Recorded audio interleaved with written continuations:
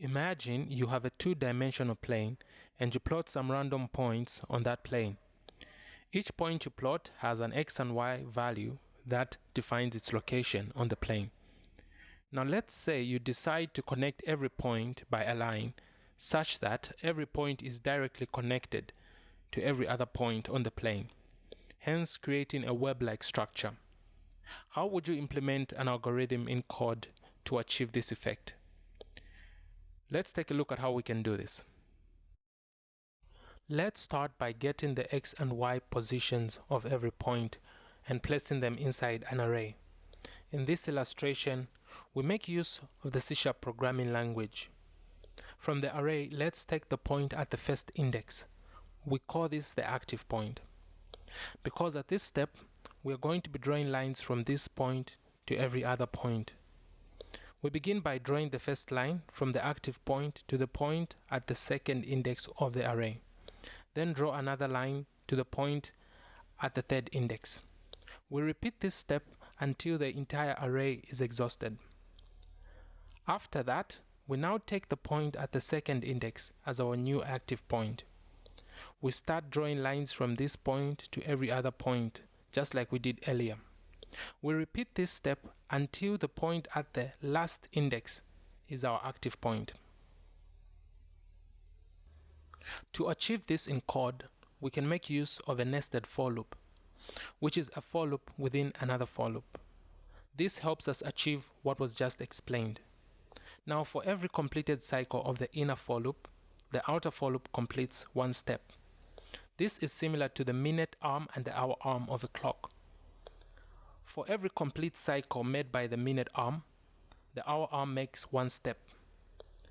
Because of this, the nested for loop allows us to select one active point at a time while still enumerating through the rest of the points in the array. This would mean the outer for loop would be responsible for selecting the active point, while the inner for loop would be responsible for selecting the other points. This allows us to have all possible combination of points to draw lines between. Now let's take a closer look at the nested for loop. We can see that the I and the j value are responsible for defining the starting point of the array. Now for the inner loop, we need to set the starting value one step ahead. We can do this by just incrementing the value by 1. In the following code example, we do not use a predefined array of points, but rather we add the points dynamically based on the location of the mouse cursor on the plane as we click around. This adds a little twist to the algorithm because a minimum of 2 points is required to draw a line, which would mean that during the first cycle of the for loop, we would only have 1 point in the array, which would make it impossible to draw a line. We need to write the code in a way that the program can't execute the nested for loop not until there are at least 2 points in the array. We can do that by adding an if statement that only executes when the length of the array is greater than 1. Now every time we click on the plane, a new point is added to the array. When that happens, we can clear the plane and start all over again, this time with the new points included in the array. Now let's write a simple program to implement this.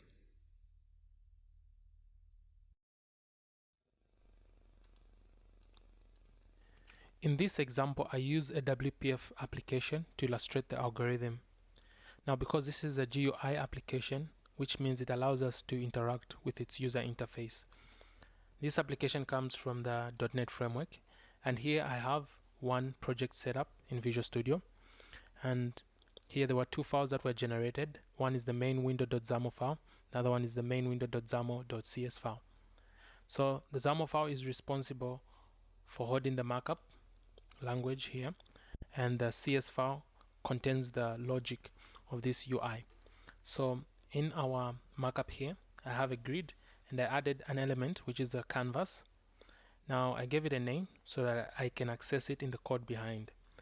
Now this canvas has got a feature. It allows us to position its children based on an X and Y value, or maybe offset it based on a left, top, bottom, and right value. So this is going to act as our plane.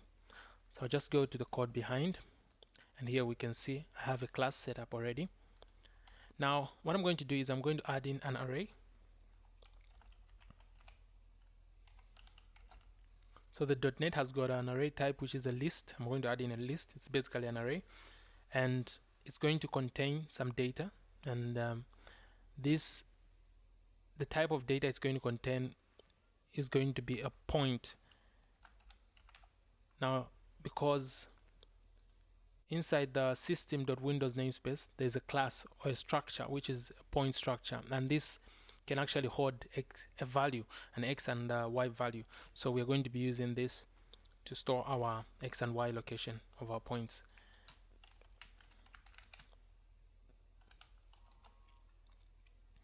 And I'm going to also implement two methods that are going to be useful.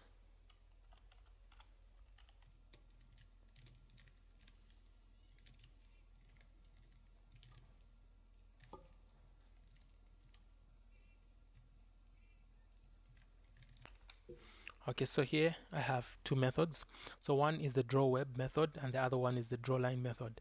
So the drawWeb method is responsible for drawing lines between the points, and the drawLine method is responsible for drawing a single line. So this method will actually use the drawLine method. So I'll just implement the drawLine method first. So it's going to take in 2 points as the parameters.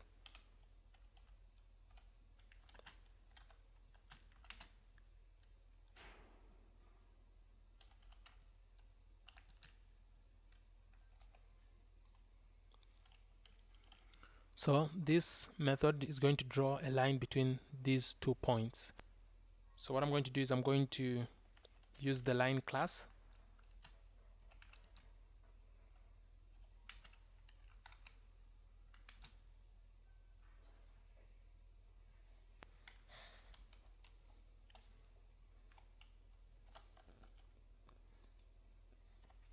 Alright, so here our class, I'll create an instance of the line class. Now if we navigate to this class's definition, we can see that there are some properties here, which is the x1, x2, y1, y2. So these are actually the points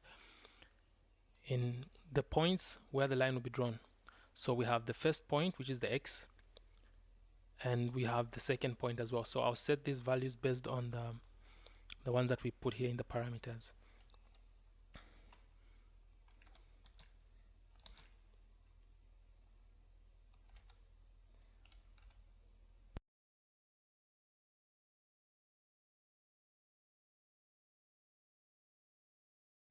Okay, so here we have 2 points.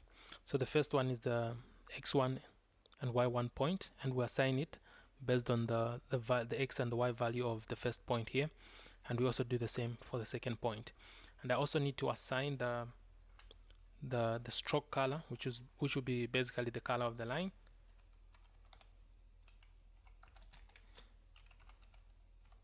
So we have a class here called the brushes class, and it contains some colors. So we're going to use a shade of orange, and I'll also set the thickness of the line, and we can set that by using the stroke thickness property here. So I'll set that to 2 pixels. So once this line is created and the values are assigned, we now need to draw it onto the canvas. So here I had a canvas set up, so I'll use this name, the main canvas name here. And so our canvas has a property called children, basically, which means the elements inside it. And these children, it's actually a collection of different types of UI elements. It can be a circle, it can be a square, rectangle, whatever. So I'm going to add in our line, which is here.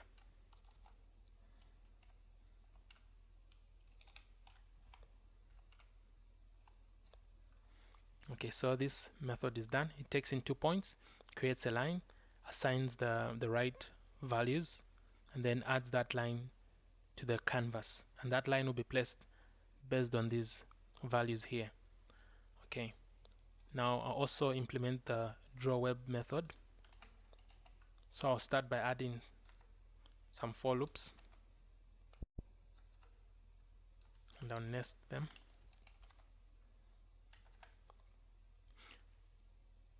So here, this is our array. So the length of that we're going to define here will be based on how many points we have in there. So there's a property called the count property, which actually just takes the number of elements in the array.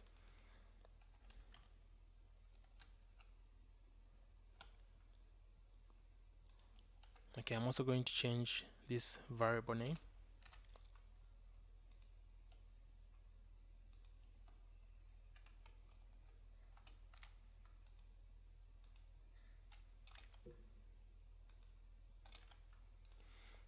Okay, so since for our inner for loop, we can't draw a line when we have two similar points. If the points are exactly the same, a line won't be drawn because basically they're the same point. So I need to offset this by 1. Okay, and I'm also going to add in an if statement to prevent a line from being drawn if there's only one point inside the array.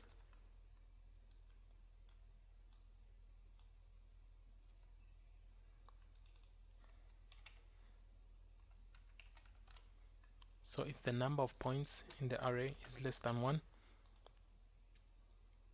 we can't do anything. Or if it's 1, we can't do anything unless it's greater than 1, which means at least 2 and more. Okay. So I'm going to call the drawLine method here.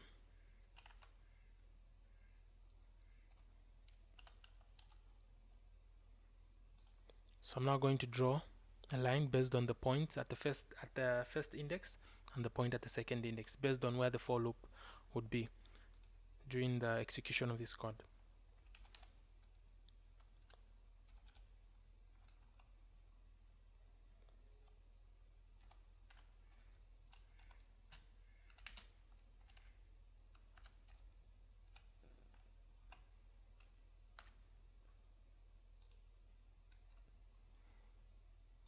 Okay, so during the execution of this line, we're going to get a point at the index I and another point at the index j there. So this point during the cycle will be stationary while this will be changing. So we would have one active point and then we'll be drawing lines towards other points. Okay. Now at this point we have everything set. So what we need to do is now we need to add some points here, and we'll be doing that by interacting with the UI. So here in our markup language we have a canvas. So I want to add points based on where I click the mouse. So what I'll do is I'll add in an event listener, which is the mouse left button. So this will raise an event whenever I click the left button on the canvas. Okay, so if I go back to the code, you can see we have an event handler method added here, and this returns an object which is the sender object. It will send the object that was clicked on, and in our case it will be the canvas object, and you also send this kind of object which is the mouse button event args. So this has a method that we are going to use to retrieve the position of the mouse. So I'll get our points array here and I'll add in a point. So I'll need to add in a point into our array. So I can use this element returned here, and that's the E. So it has a function called the get position. So this object that is returned has got a function called return position, and we need to set what UI element are we talking about relative to what element. So here we want to get the point of the mouse cursor on our main canvas. So we can just write that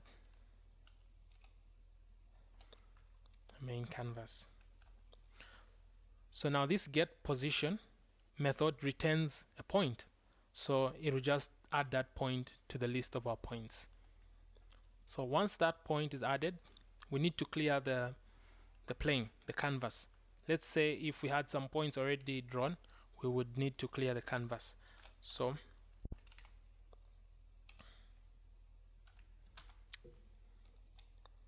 So we'll check the canvas children's property, and then we'll clear all the children on the canvas.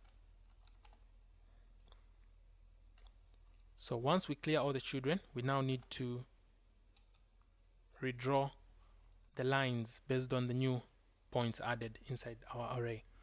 So we are going to do that by calling the drawWeb method here.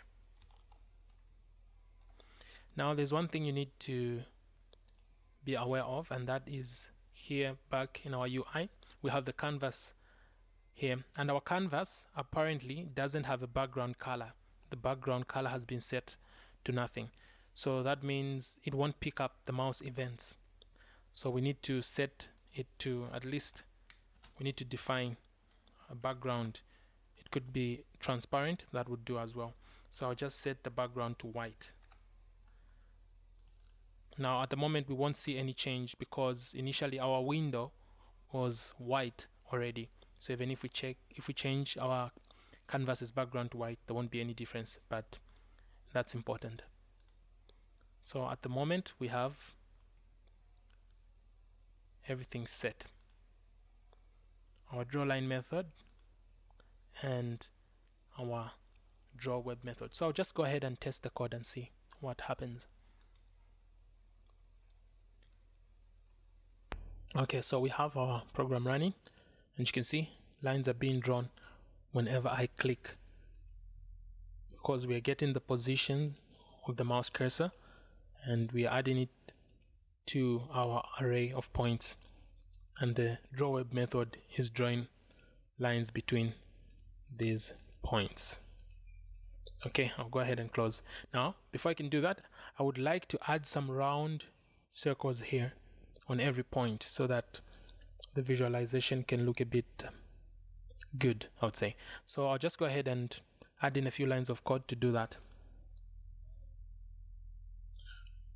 So inside our drawWeb method, whenever we finish drawing our points and the lines between, we would like to add some round circles on each point. So I'm going to add in a for each statement. Now for each point,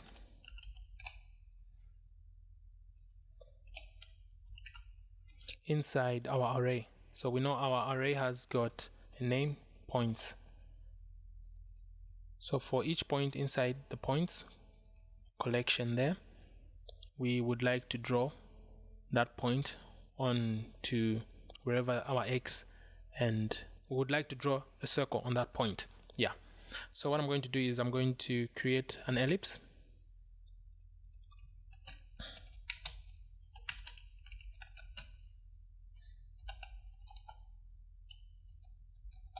And I'm going to assign some properties of this ellipse. One would be the fill color.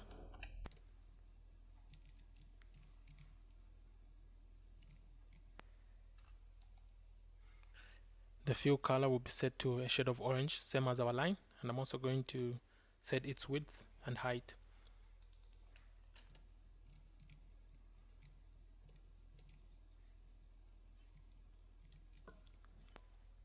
Alright, so at this moment we have an ellipse and we have the fill and the width and height set, but one thing is we don't know how to set the X and Y value. So where do we place this ellipse inside our canvas?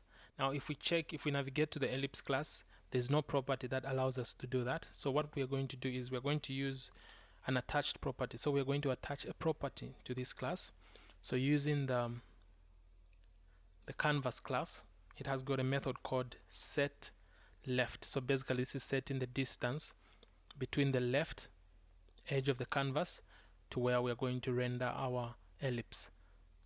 So this will be setting the X value, and it takes in the element that we want to set the X value and also the length of that.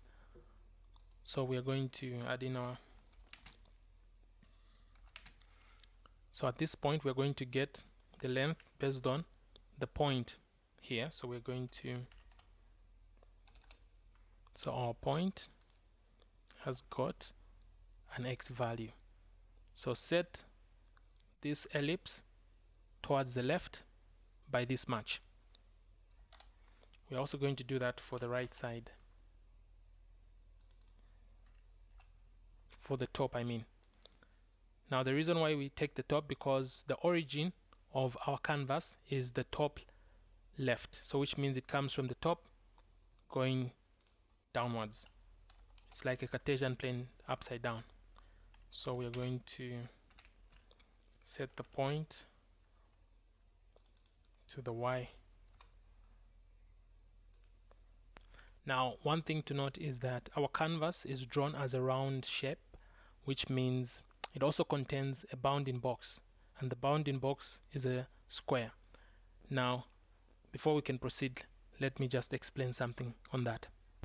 When an ellipse is drawn inside a canvas at a specific point, it appears to be off that point. Now the reason for that is because the ellipse has got a bounding box around it, and WPF will first render the bounding box at that point and then render the ellipse inside the bounding box.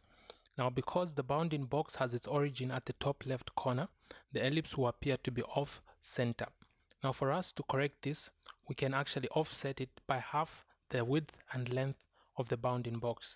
Now in our case, since our bounding box will take the width and height of our ellipse, which is 15 pixels, we can offset it by 7.5 pixels, and that will place the ellipse at the specified point.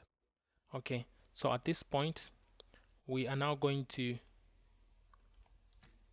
deduct our offset here, which is 7.5.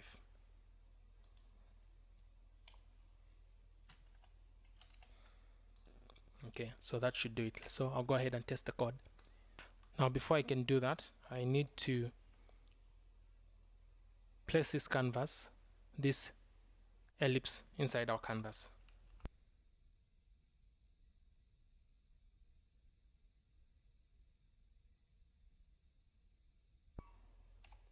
Okay, so now let me test.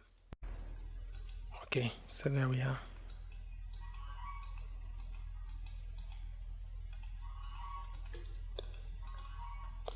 So that's it for this algorithm.